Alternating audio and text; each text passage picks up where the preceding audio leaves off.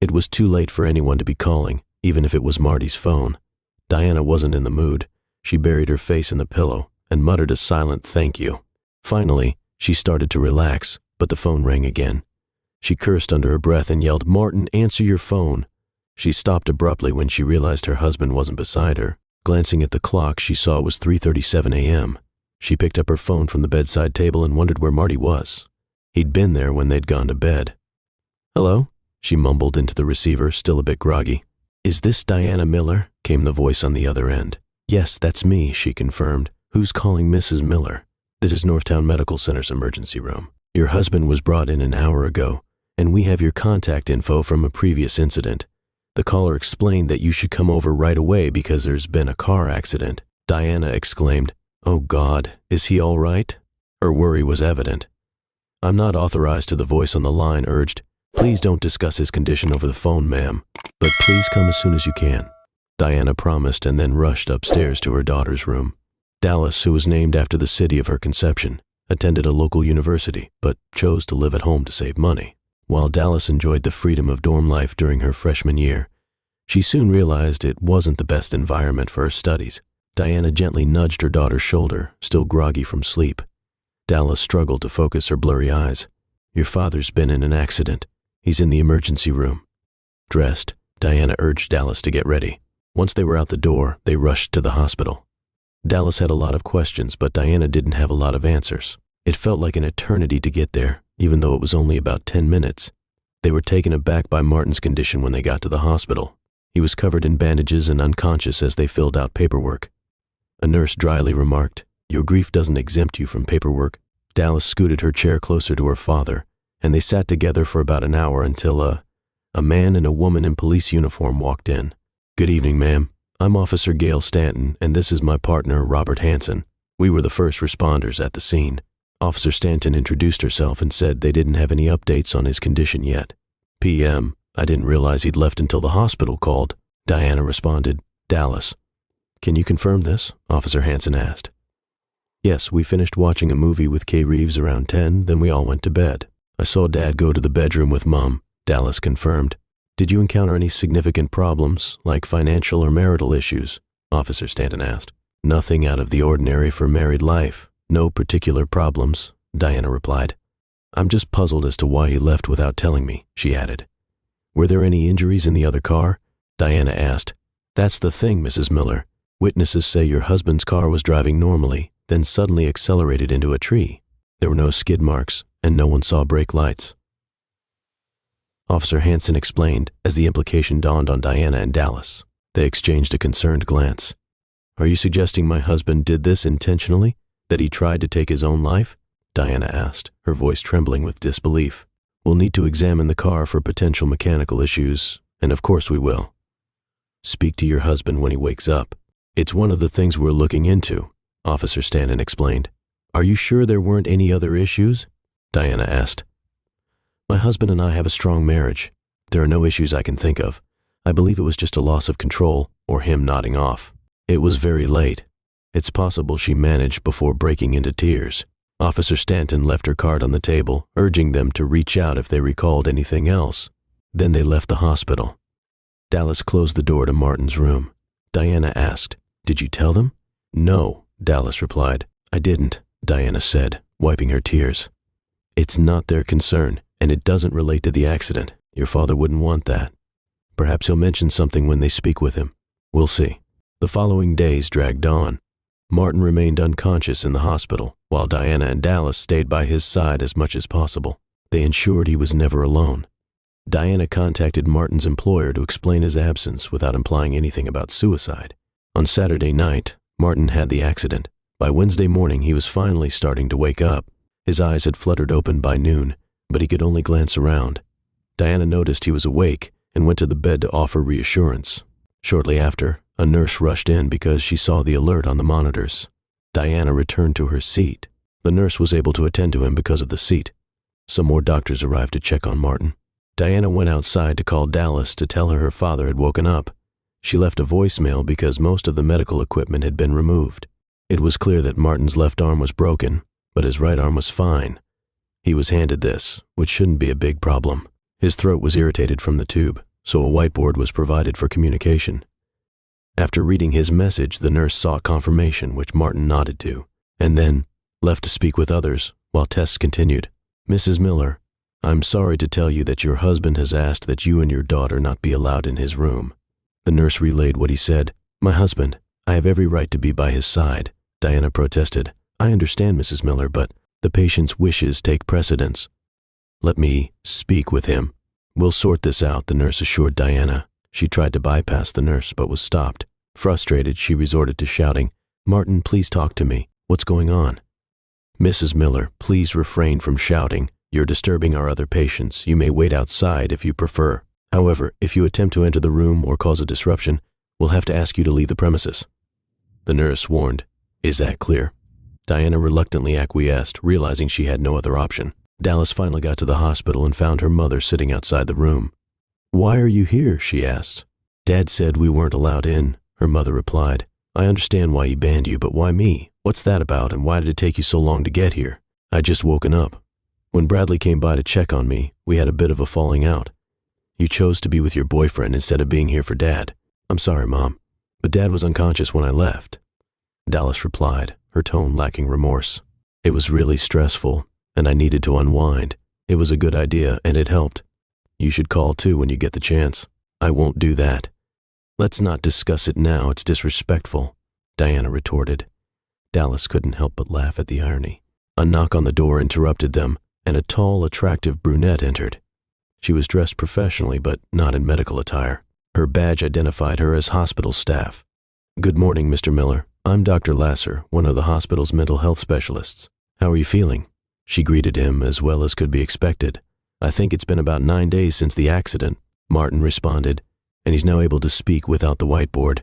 He asked about his discharge date, but he couldn't get a clear answer. The hospital asked me to speak with you. It's up to you if you want to return home soon. I need to clear you for discharge, Dr. Lasser explained, and the psychiatrist responded with a quizzical smile, then got started. Dr. Lasser said, pulling up a chair beside the bed and crossing her legs. It took her a few minutes to review the documents. Right, so you were admitted a little over a week ago following an accident involving a tree. I also see that you've prohibited your wife and daughter from visiting you. I suspect there's a connection there. She said, I see. Martin, you acknowledged she was unfaithful. He confessed. Unfortunately, infidelity is not uncommon these days. However, it rarely triggers such a response. Is there more to this? Dr. Lasser inquired. Martin remained silent for several minutes. He was reluctant to discuss it, especially with an attractive woman. He wondered. If there was a male psychiatrist he could speak with Dr. Lasser, he waited patiently, as he was used to such hesitance. Finally, Martin began. I think I've been dealing with depression, though it was never officially diagnosed. I just felt down, whether due to something specific or just in general, and then there was the issue with my hardness, which started about a year after the previous accident. Right, it's possible she was aware? Perhaps even had access to your medical history. She may have been waiting for you to admit it, Dr. Lasser said. He said it wasn't even an accident. I was in the back seat, my boss was in the passenger seat, and his boss was driving. We were rear-ended. There weren't any airbags or significant damage, but it caught me off guard. I banged my head on the seat in front of me. I reckon that's what caused it. Martin explained that the report indicates you sustained a blow and a mild concussion. My medical team, it was hard to say exactly what happened. Dr. Lasser said that none of the medications were working. They did lots of tests, and the best they could figure out was that something happened which damaged part of my brain. That meant I couldn't achieve hardness, which led to my wife getting fed up with our sex life and having an affair.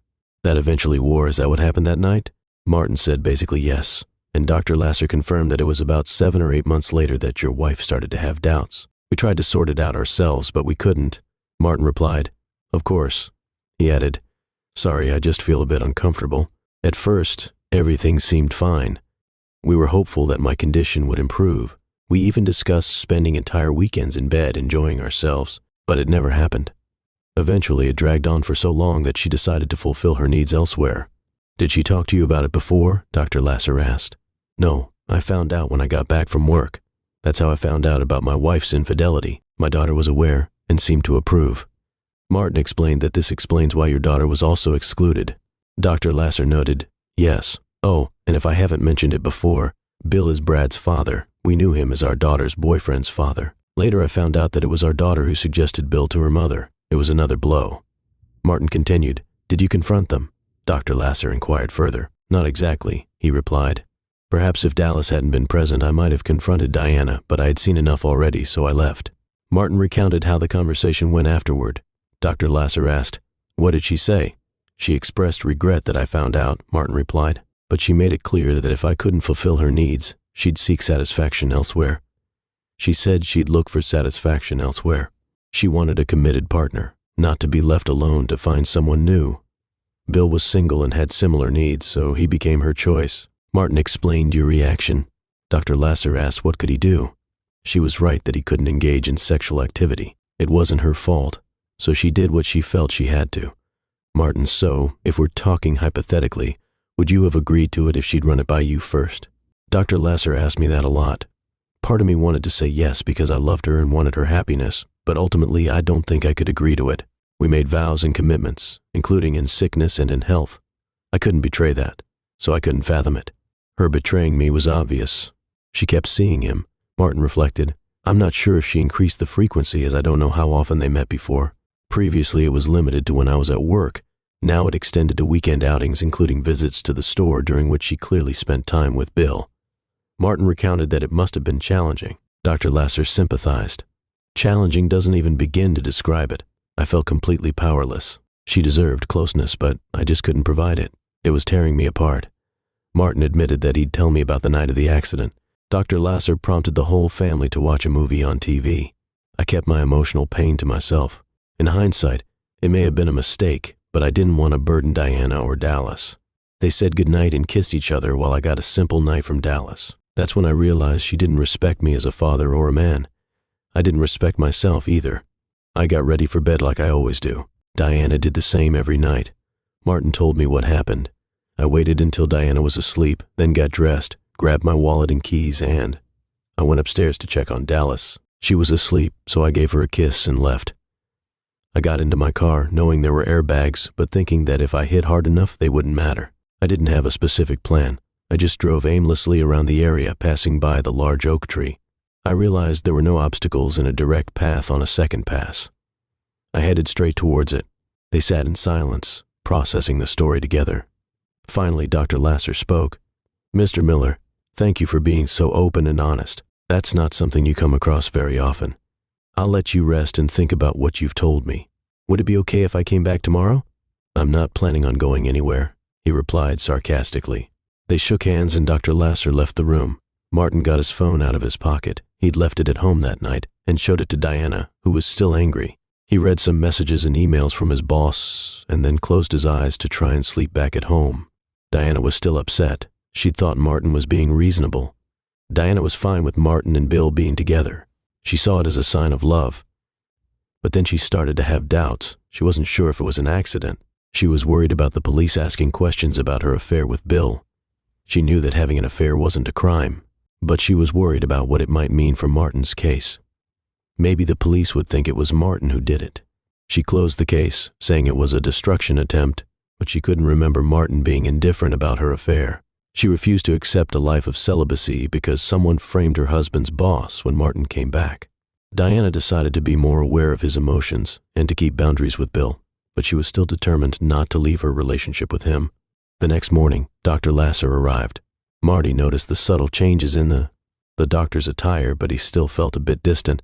How are you feeling this morning, Mr. Miller? She inquired. Not much different from yesterday. Doc, he replied, ready to head home. I suppose, but ultimately, it's up to you. He responded. Partially, yes. How? You're required to stay for 72 hours by state law. The countdown began with our conversation yesterday, so you've got at least 2 more days. Dr. Lasser explained. That's all right, Doc. At least the food here isn't terrible, Marty. They joked and shared a laugh. Dr. Lasser said, I'm glad to see you're able to joke. She added me to it too. It's been a while since I felt like myself.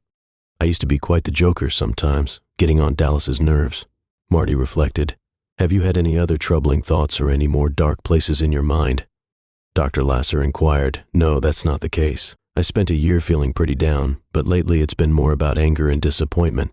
I'm especially disappointed in Diana, but mostly at myself for not standing up for myself and not making it clear to my wife that her actions were unacceptable. Marty asked, "Do you plan to take a stand now?" I said, "Absolutely. I'm tempted to file for divorce, but I have to acknowledge my role in letting things escalate. If Diana agrees to end things with Bill, I'm willing to seek counseling and try to mend our marriage." Marty said, "I admire your, Mr. Miller. It's great to see you back so soon. I admire your determination, Dr. Lasser. I've had a lot of time to think while lying here before our meeting. I appreciate you giving me the chance to express myself and confide in someone. It helped me sort through my thoughts." Marty said, "Thank you, XE. Excellent. Mr. Miller, you're simply excellent. In that case, I'll wrap things up for today. I'll check in with you one last time tomorrow, but I see no reason why you can't be discharged as scheduled." Dr. Lasser. They wrapped up the meeting and said they'd be in touch. Diana and Dallas were waiting to pick him up when he was released. If he wanted to make changes, he needed to start acting like they were already happening. The airbags were surprisingly effective, which surprised Marty. The worst part was the concussion, which meant he needed to rest in a dark room with a TV off and soft music on. His wife and daughter thought everything was fine until Diana mentioned. Then there was the issue of shopping. Marty responded calmly, but Diana was quick to retort, "What about the shopping list? You need to make one for Dallas. She can handle it." "Why involve me in this? I'm not going to be any help," Dad replied. "You've already made plans with Bradley," Dallas interjected. "This will give you an excuse to get out of it." "This is absurd," Marty said. "I can't just come home and upend everything Dallas has already planned." "I'm going to." Diana interrupted. "Let's not even get into the store part of this discussion." "Do you think I'm stupid?" Marty challenged. "No," Diana replied. "Why would you say that? Your outfit is a bit off, your makeup is a little wrong, and it's always a bit different. At least you've been spending time with Bill, and that's over now." "Marty," Diana's eyes showed shock, and Dallas felt a newfound respect for her father. "Marty, we've already discussed this. I'll try to be more cautious. It seems I've become a bit lax in my meetings. Still, I won't give up on them. I have to. I have a right to a personal life, and I intend to have one, so our vows meant nothing. We promised to stand by each other in sickness and in health. Well, this is part of the sickness. You don't abandon others, but you'll stop seeing Bill right away. We'll seek counseling to mend our marriage. Otherwise, I'll call a divorce lawyer on Monday." Marty declared firmly, "You won't do this. Martin Miller, don't you dare threaten me. If I could be physically engaged with only I wish I could, but I can't. It's not my fault I wasn't involved in the accident. My personal life is over, and I should just accept it. I'm not going to, though. I'm going to go shopping, see Bill, and take care of my needs. If you want to discuss it later tonight, we can, but don't think for a second that you can dictate what I can or cannot do." Diana said that before. She stormed out, slamming the door behind her and rattling the windows. The ensuing silence was heavy. Father and daughter exchanged a glance, then Marty retreated to his bedroom for the first time. Dallas Miller fretted over her family's future, particularly her parents' marriage. Dad never truly confronted Mom, but nothing this serious had ever occurred between them. Deciding it was their issue and she couldn't intervene, she composed herself and went to meet Bradley. Some part of Diana secretly hoped Marty wouldn't recover because she wasn't certain she could break things off with Bill. Bill was assertive and forceful. He didn't consider whether his actions suited her. He simply acted on impulse. As darkness fell, Dallas returned home to find her father resting in his room. A faint glow emanated from the bathroom where the light was on and the door slightly ajar. She realized her father was there. Dad wanted some light in the room, but none of the lamps were providing enough illumination. Dad stayed facing away from her, but he responded, "Dallas, I'm sorry." This caught your dad's interest, prompting him to sit up in bed and turn to find his daughter quietly weeping in the doorway. "What's wrong?" He'd stopped using the affectionate nicknames he once called her after discovering she'd helped her mother find a partner. He felt unsure. Despite her tears, Dallas couldn't shake the feeling that it was all orchestrated. She moved closer until she stood at the foot of the bed. "I'm sorry for what I did. I just wanted to help Mom. She was so upset about what you went through and that you couldn't." Their eyes met briefly. "You know what I mean," Bradley's dad said. "I've been going through a similar situation since Mrs. Coyle passed. Bradley says his dad always talks about how much he misses her, especially nearby. I thought they could support each other. I never thought about how it would affect you. Is that what you did that night?" Marty was taken aback by his daughter's sudden confession. It might have been a ploy, but he had to take her words at face value. If he was fooled or hurt, deceived again, then so be it. "Mostly, yeah, I guess I was pretty down because I couldn't. Well, father and daughter shared a fleeting smile, but it's over now. I won't let it happen again. I hope not. I need you. Are you going to divorce Mom? I haven't decided yet, honey, but unless she stops seeing Bill, I don't see any other outcome but keep this between us. She needs to change because she wants to, not because she's forced to. Okay, Dad, I'll head upstairs. Oh, I broke up with Bradley tonight. Marty tried to suppress a smile. He hadn't particularly cared for the boy, so this news surprised him, especially considering Dallas seemed to have a crush on him, or even be in love. Marty inquired, intrigued by this development. Dallas had started, then paused to reflect. Marty's face lit up as he realized his daughter had finally come to the same conclusion he had. Dallas had grown up a lot today. She went over to her dad and gave him a hug. It was the first time they'd hugged in a long while. They pulled apart, smiled at each other, and then Marty watched as Dallas went upstairs. He heard her bedroom door close. He heard Diana's cheerful voice as she locked her car. The warm feelings he had just experienced vanished instantly. He lay back down and closed his eyes. Diana came into the bedroom shortly after and took a shower. Bill and Marty commented that it was better for her to return smelling fresh rather than of lovemaking. Could you help with the groceries, please? Did you get everything on the list? Marty joked. Take a seat. Yes, Marty, I said. I went grocery shopping, and I did. Marty unloaded the bags from the car onto the counter. He noticed there were no perishables and glanced at the receipt. The receipt showed she'd left the store almost 2 hours ago. I went shopping first, then I visited Bill, despite anticipating it. The sight still stung after unpacking. Marty retreated to the bedroom, pondering whether it was worth reopening the conversation. It seemed like Diana had made her intentions clear, leaving him to consider his next move. Change was imperative. He needed to talk some more. Diana inquired, her tone suggesting it. It might not be productive, Diana. Your stance is clear. She loves him. He's her confidant and favorite companion. She believes that, given the circumstances, pursuing carnal fulfillment shouldn't be an issue. She's hoping he'll eventually agree. With a nod, Diana headed to her closet. She was thinking about rekindling closeness with Marty, but not tonight. By the time she got ready for bed, Marty appeared to. He was either asleep or putting on a convincing act. Diana was angry when the papers arrived. Marty was upset and wanted to be with Dallas, so he moved into the upstairs guest room next to Dallas. Diana was against the divorce. She hired a very aggressive lawyer who tried every avenue, even attempting to declare him mentally unfit due to a supposed self. Marty was already getting counseling at the time, and the psychologist he was seeing was well known and respected. The judge was swayed by the psychologist's testimony that Marty was mentally stable, and Dallas stepped in just as Diana seemed ready to take things to the next level. Dallas reminded her mother that her actions went against their family vows and responsibilities. Dallas warned that further resistance would irrevocably strain their mother-daughter relationship. Diana relented, withdrawing her opposition to the divorce. Their house was sold with Marty consenting to alimony for a specified period. Diana secured a 2-bedroom apartment close to her workplace. She ended up with a bedroom apartment close to her workplace, which she eventually returned to full-time 8 months after the divorce. Bill ended their relationship and revealed he was seeing other women, which made her feel particularly bitter. Diana's allure faded when she was no longer married. Meanwhile, Dallas pursued her education, dividing her time between both parents. Diana adopted a sufferer mentality, persistently blaming Marty for the divorce. Dallas overheard her mother's remark, "If only he were more understanding."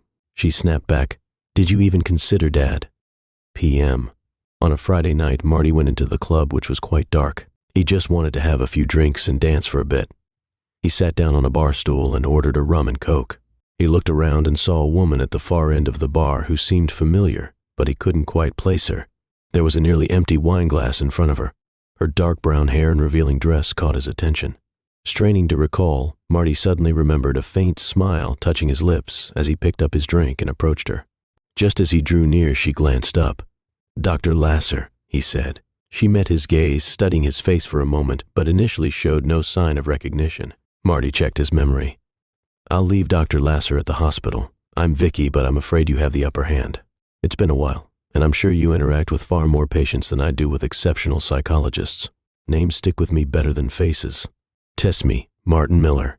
He challenged Vicky, who pondered the name briefly.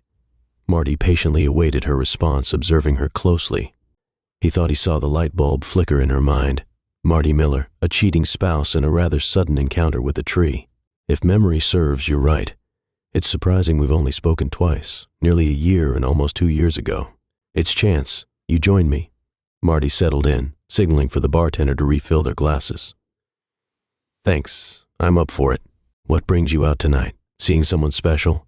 Marty inquired, trying to get a read on Vicky. She responded with a glint in her eye, leaving no doubt about her intentions. "I recall a rather impressive rock on your finger, or was I mistaken? Not long after my divorce was finalized, I kept wearing my rings, hoping to make my ex-husband sorry. My husband realized he had little in common with a 20-year-old. The old cashier wanted her friend to join them in bed, but I didn't succeed. I lost interest in Wayne's love life post-divorce. I don't know why." "I'm sorry, Marty, but what did your wife call you? Marty? Martin? I don't care." Marty asked the bartender to watch their drinks before leading Vicky to the dance floor. They swayed. They moved seamlessly from a fast beat to another lively tune, then to a slower melody. They stayed connected for the duration, swaying gently to the slower rhythm. Vicky wrapped her arms around Martin's neck while he held her close. He noticed her lack of a bra. Martin, being a man, was quick to observe that they locked eyes for a moment before Vicky nestled her head onto his shoulder.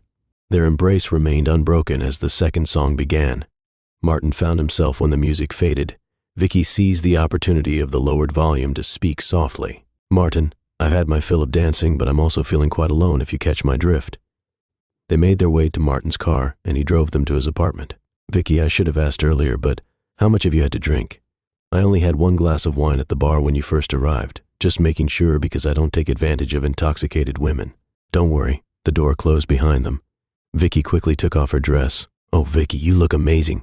"Thanks, Martin. But are you just going to admire me?"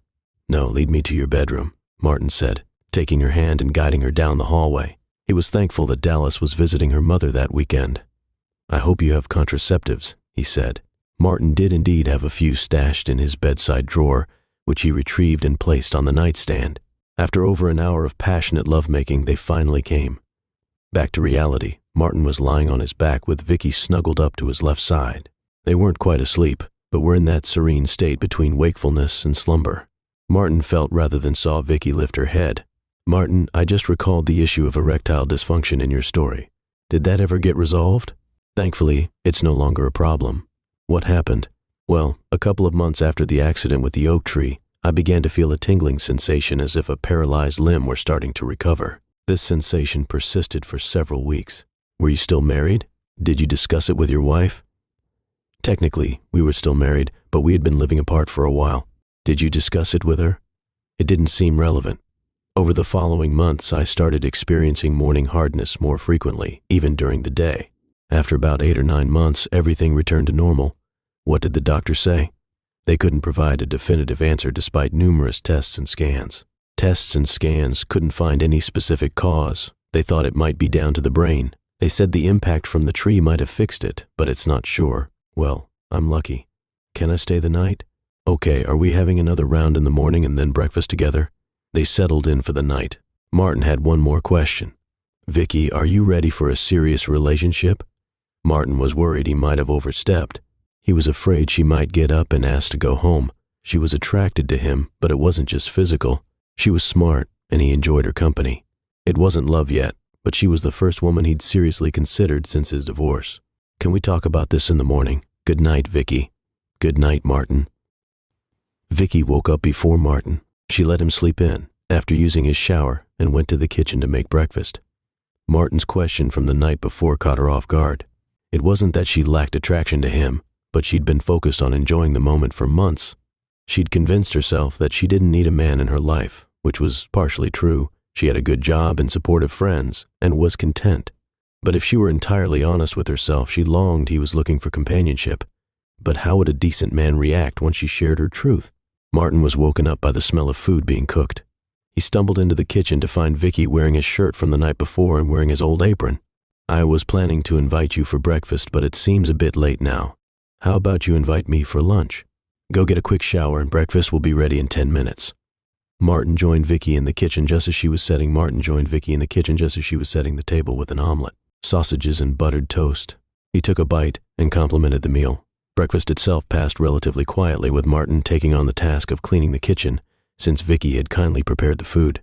They engaged in casual conversation until they finished, and once everything was loaded into the dishwasher, Martin turned to Vicky. "Are you ready to talk?" "I'd mostly like to listen."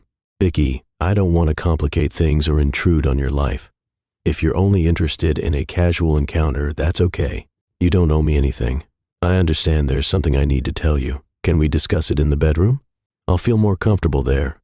They held hands and moved to the bedroom, sitting on the bed facing each other. Vicky squeezed Martin's hands tightly. Martin, although we only met last night, I think you're a wonderful person. I like you, but there's something important you should know. I said my husband left me for a younger woman, which is true, but it's not the whole story. The main reason he left was because I can't have children. He wanted a family of his own and couldn't accept adoption as an alternative. He saw our inability to have biological children as a failure on my part. I'm in my 42nd with an adult daughter. While I wouldn't mind having children, it's not a deal breaker for me. There's one more thing I should tell you. I want to be honest about it. It's something I'm not proud of. After the divorce was finalized, I went through a rough patch. I was grappling with my age and the fact that my husband left me for someone much younger. You might be curious about my age. I'm 37. I was curious, but I wasn't going to ask. They both shared a slight chuckle. I also felt incomplete. That's the best way to put it. Honestly, I didn't feel like much of a, I know what you're thinking, but that's exactly how I felt at the time. I decided to reclaim my femininity if I couldn't define it through motherhood. I was determined to define it in other ways. I engaged in casual encounters, mostly with strangers, but there were many of them. I adopted the alias Angela and never turned down an opportunity when I felt like it. This continued for several months until I realized it was self-destructive. It was destructive and I sought therapy. Even then I continued. I'll be honest, I did it less frequently until I reached a point where I could put an end to it. Was that what you were up to last night? Martin asked. He didn't want to come off as judgmental, he was just genuinely curious. But there was no denying that last night she was on the prowl. I'm definitely a cougar. As a woman, I have needs and sometimes I go out to fulfill them, but now I'm more selective about who I choose. There have been many nights when I ended up going home alone, but I've been taking care of things myself. I should be grateful I passed the test. Martin, I genuinely enjoy our time together, and to answer your question, I'm keen to explore more, but I want to be transparent about my past experiences. I actually got tested recently and fortunately came out clean, which was great. I'm not on birth control, but I can provide a note from my doctor if you need confirmation. Assuming you're open to it, I suggest we both get tested. Get tested and let's be exclusive. Martin thought for a moment. Vicky waited, but she was patient.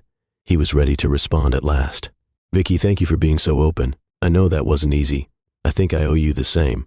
Our experiences aren't after my divorce. I was relieved it was over, but I struggled with feelings of inadequacy. I didn't know how I'd ever find another partner, and I was facing the prospect of being completely alone. My therapist pointed out that as we age, many women lose interest in lovemaking and prefer non-physical intimacy. I thought I'd have to find someone much older than me, or wait a few years until things improved. Even when it seemed like everything was back to normal, I wasn't in the best shape. You felt the need to demonstrate your femininity, and I felt compelled to prove my masculinity. I was quite the social butterfly, going out often to pursue women. I guess I was trying to establish my prowess, or at least that's how I saw it. I wasn't any more selective than you. Some encounters were rather casual. Let's just say I've had my fair share of experiences. This continued for a while, but I wasn't as fortunate as you. I had to confess to my doctor that I couldn't remember the names of the women I'd slept with.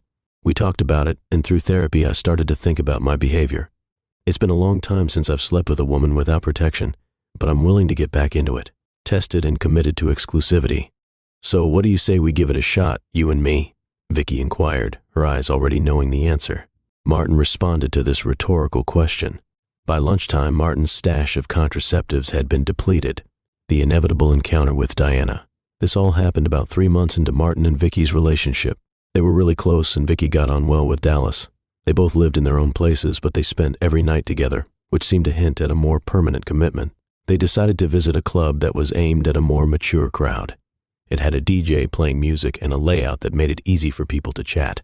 Martin and Vicky enjoyed their evening, but Vicky was caught off guard when Martin's smile suddenly vanished. His gaze shifted past her, looking curiously at someone else. She looked over and saw Diana, Martin, and Diana. They locked eyes almost simultaneously. Martin's expression turned neutral while Diana's face twisted into a smirk as she approached their table. Despite the passage of time, Diana remained bitter after the divorces. She still believed she hadn't done anything truly wrong aside from perhaps lacking discretion. However, engaging in extramarital affairs due to her husband's shortcomings wasn't something she viewed as erroneous. As she neared the table, her intention was far from amicable. "Marty, how delightful to see you," Diana remarked with unmistakable sarcasm. Diana introduced her wife, who was pleased to meet Vicky, but who was also pleased to have the chance to tell her that she had heard quite a bit about her.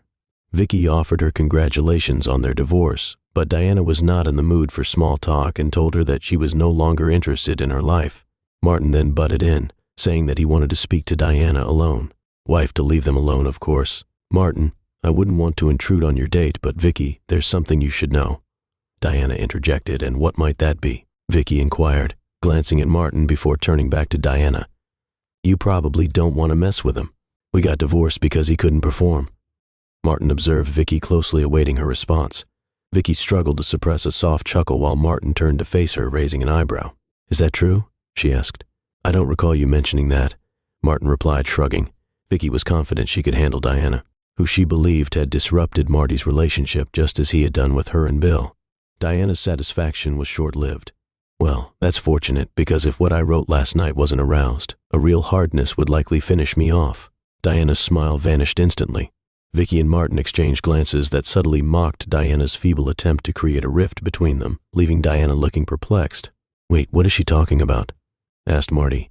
"Are you saying that everything's back to normal?" Martin responded. It seems that during the rare visits, Dallas didn't keep her mother updated on Martin's personal life. Martin and Vicky stayed silent, letting Diana get more and more excited. "Come on, Marty. This issue ended our marriage. I think I deserve to know what was wrong." Diana's smile faded as she spoke. "First of all, Diana, it was your actions that ended our marriage, not my condition. You made the choice to do what you did, not me. Secondly, you don't need to know the details. We're divorced, and my personal matters are just that, personal. Please, Marty, you can attribute our breakup to my choices, and I can't argue with that. However, I wouldn't have done what I did if everything was normal." Diana countered. "All right, Diana, it just happened. The doctors believe that whatever the issue was, after my first accident, it just needed time to heal. If you'd been patient and stood by me through my illness, as our vows stated, we'd still be married." Diana was stunned. She couldn't find words to respond to the shocking revelation. "I can't believe this," she said. "It's like fate is against me." Martin muttered, "Curious." Diana's eyes gleamed as she inquired, "What?" "Nothing. It doesn't matter now you know the truth. Could you please give us the rest of the evening?" Martin requested after a thoughtful pause of about 30 seconds. "If only I'd been stronger. I ruined a good marriage. I'm really sorry," she said, leaving not only their table but also the club itself. Martin and Vicky watched her go, feeling sorry for her. Martin then turned to Vicky and asked her to dance. 6 months later, Martin and Vicky tied the knot.